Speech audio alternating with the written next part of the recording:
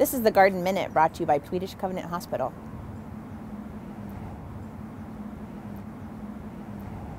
Hi, I'm Amanda Joy, founder of Peterson Garden Project.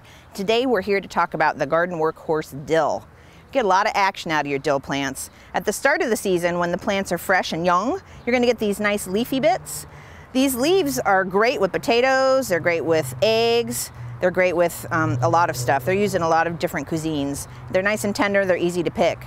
As the plant starts to flower, it's going to look like this. You're going to see the pollen on the flower as it's starting to go to seed. Bugs are crazy about this stage, so it's nice to leave this on for the insects, but it's also nice to leave it on because as it matures, it's going to move into this stage. Now, these are the seeds starting to form.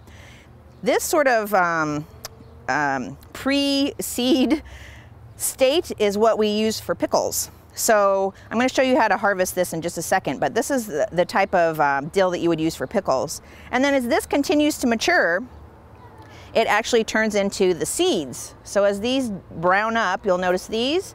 This is what a dill plant looks like when it's got seeds. So if I just squeeze this a little bit, I'm going to have some dill seeds coming off in my hands.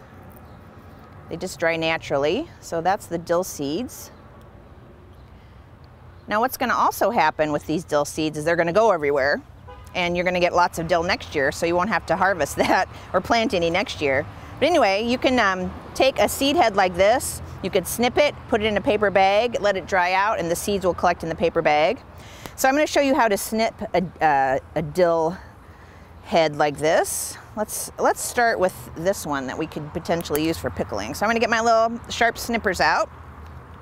And what I like to do is you can do it one of two ways. You can cut here and get the whole dill head, and that's just going to come off in a big piece. Or if you pull it up a little bit like this, you can snip here, and that's going to give you a lot of individual smaller pieces that you can use for your pickling. So you have a choice. You can cut off the entire head, or you can cut it that way so you have multiple pieces to use. So now I'm going to just set this down.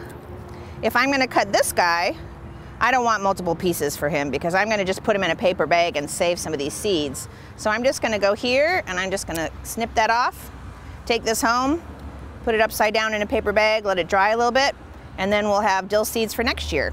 Although dill is a happy self-seeder, so you don't necessarily need to worry about having too much dill, but you can always share it with your friends that are starting their new gardens. This has been the Garden Minute. Special thanks to the Chicago Flower and Garden Show, Swedish Covenant Hospital, and Production One Media.